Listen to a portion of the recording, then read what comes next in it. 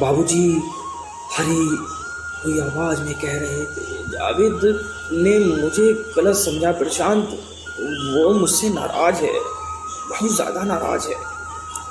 वो ऐसे बोल रहे थे जैसे उन्होंने कोई अपराध किया हो। मैं उसे नहीं रोक पाया बेटा, शायद वो रुकना ही नहीं चाहता था। कहते कहते बाबूजी खामोश हो गए। माँ बताने लगी, जब वो अपने घर में ताला लगाकर जा रहे थे तब हमने उसे बहुत समझाया, जैसे वो समझना ही नहीं चाहते थे। मैंने उनके हाथ पर अपना हाथ रख दिया। अब शायद मेरी बारी थी कि मैं उनकी परेशानियाँ, उनकी तकलीफ़ों को किसी भी तरह कम करूं। पर कैसे, ये मैं नहीं जानता था कि शहर के माहौल में मैं खुद परेशान हो रहा था। बीते दिन कितने सुंदर थे हमारे, भीतर बचपन को विदा करके अभी अभी जवान हुए दिलों की मासूमियत थी, और मैं पक्का मजनू हुआ जा रहा था अपनी आफिया।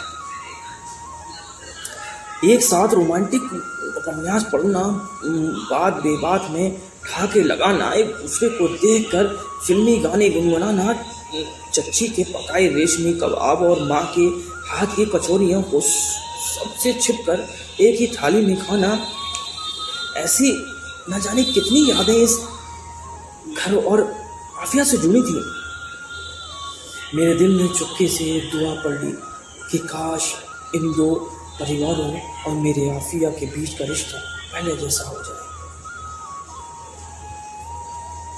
मेरे घर पहुंचने के बाद एक पूरा दिन बीत चुका था। जावेद चाचा सचमुच वापस नहीं लौटे थे। आफिया की कोई खबर नहीं थी। पड़ोस के घर में और मेरे दिल में सन्नाटा फंसा हुआ था। उम्र भर एक परिवार की तरह रहने वाले दो घरों के बीच आस्थाओं की दीवार खड़ी गई थी। मैं नहीं जानता कि इस हादसे के बाद मेरा और माफिया का रिश्ता इश्क के तराजू पर तौला जाएगा या धर्म की। आज के पहले मेरे और आफिया के बीच ये बात कभी नहीं आई कि उसका और मेरा खुदा अलग है। और बाबूजी और जावेद चाचा तो हर मायने में एक दूसरे के करीब थे। कलफ लगे सफ़ेद लखनवी कुर्ते पजामे में सजकर वे सुबह साथ साथ घर से निकलते थे। चचा मस्जिद और बाबूजी मंदिर की ओर चले जाते थे। सारे त्योहार हम एक साथ मनाते थे। ईद पर मेरा और चुटकी का भी बराबर का हक होता था, और होली में सबसे ज़्यादा रंगों में सरवर तो आफिया को ही करता था। दोनों घरों का एक ही तो मज़हब था, मोहब्बत। बाबूजी और जावेद चाचा की यारी की तो मोहल्ले भर में चर्चा होती थी। वे राजनीति को लेकर सामाजिक और धार्मिक सभी मसलों पर धुआंधार बहस करते थे। कई बार होता कि उनके विचार टकरा जाते, मगर दिलों में कभी दूरियां नहीं आई। सच कितने अच्छे थे वो दिन। बचपन में छुटकी और आफिया को साथ साथ पढ़ने का जिम्मा मेरे सर था। मैं शुरू में ये काम सिर्फ बड़ों का आदेश समझकर करता था। फिर जब दिल जवान हुआ तो जी करता कि मैं हर वक्त आफिया को पढ़ाता रहूं, और शायद वो भी यही चाहती थी। वो मेरे और आफिया के इश्क के शुरुआती दिन थे। मैं पढ़ाते वक्त एक कड़क मास्टर बनने का ढोंग कसता था। आफिया गलती करती तो पहले उसे सख्ती से टोकता, सजाएं तय करता, फिर माफ़ करके उसके दिल में अपनी छोटी सी एक जगह बना लेता। मुझे देखना है बीते सालों में वो जगह अब भी बाकी है या नहीं। बाबूजी ने जो घर के दरवाजे नहीं खोले, क्या जावेद चाचा आज आफिया ने भी अपने दिल के दरवाजे बंद किए हैं?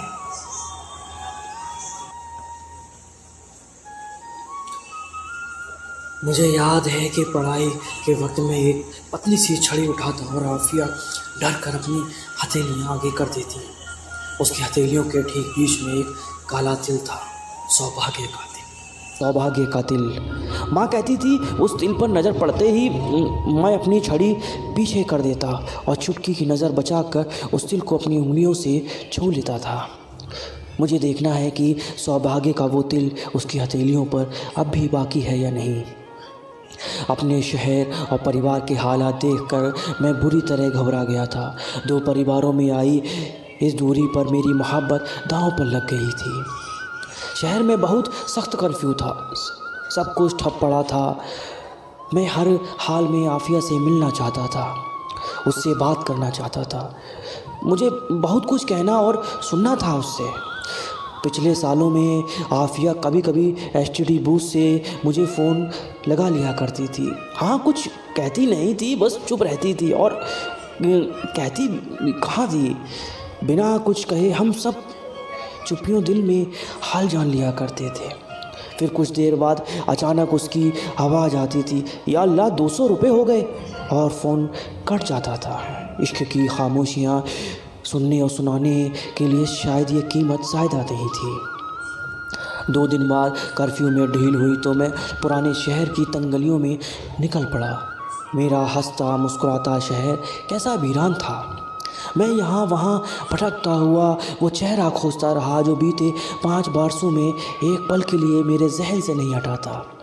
मैं खोजता रहा जावेद चाचा का चेहरा, उनकी 2 छोटी छोटी आँखें जिनमें मैंने हमेशा अपने लिए प्यार देखा था, और ढूंढता रहा चाची को जिनके दुपट्टे के किनारे बंधे नोट में खोल कर भाग जाया करता था। शाम ढलने लगी मगर कुछ हासिल नहीं हुआ। इस शहर की तरह मेरी धड़कनें भी सुस्त पड़ती जा रही थी और मैं घर लौट आया। पड़ोस के घर के दरवाजे पर अब भी ताला लटका हुआ था।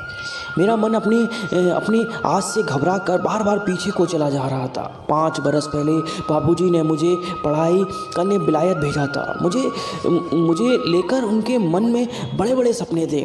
जावेद चाचा के भी बड़ा सपना था कि मैं पढ़ाई के लिए बाहर जाऊं।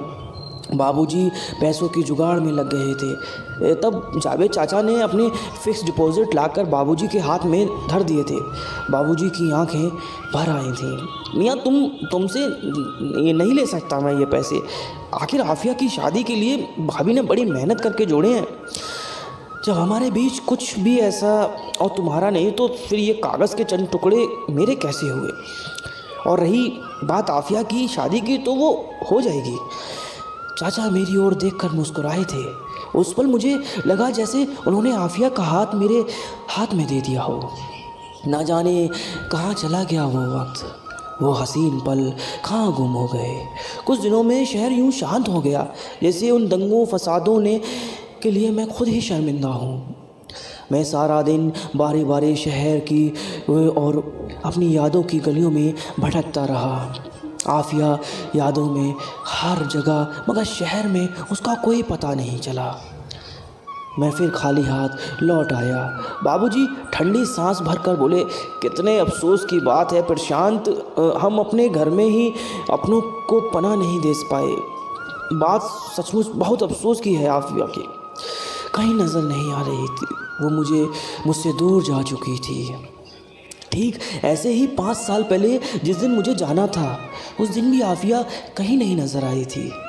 फिर शाम के धुंधले में अचानक आकर उसने मेरी बाहें एक ताबीज़ बांध दिया था। उसकी उंगलियों का हल्का सा छू जाना मुझे अब तक याद है।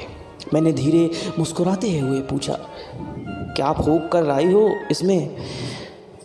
उसने बड़ी संजीदगी से कहा, बस कुछ मुट्ठी भर दुआएं हैं। दुआएं मेरे लौट आने की? मैंने बड़े प्यार से पूछा। तुम्हारी खैरियत की, उसने बड़े प्यार से जवाब दिया था। इतने साल विलायत में रहने के बाद मुझे आफिया की वो मुट्ठी भर दुआएं ही तो वापस खींच लाई थी। मुझे अफसोस हुआ कि मैंने आफिया के बाजुओं में वो ताबीज़ क्यों नहीं बांधा था। अगले दिन सुबह और बाबूजी बाजार लौट रहे थे कि गली के मोड़ पर अचानक जावेद चाचा मिल गए। आफिया भी थी साथ में। कुछ पल तो जैसे सारी कायनात बर्फ़ हो गई थी।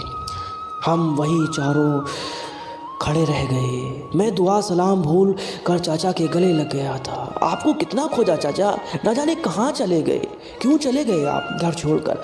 मैं बड़बड़ाते हुए बोला। बाबूजी खामोश खड़े थे। मुझे देखकर चाचा भी जैसे भूल गए कि बाबूजी से नाराज़ हैं। उन्होंने मुझे अपने सीने से कसकर खींच लिया। मैंने धीरे से उनके कान में फुसफुसा कर कहा, बाबूजी ने 3 रोज़ से खाना नहीं खाया चाचा। शतरंज की बाजी टेबल पर अब भी जमी है और माँ और चुटकी का आफिया के बिना दिल नहीं लग रहा है। घर लौट आइए चाचा।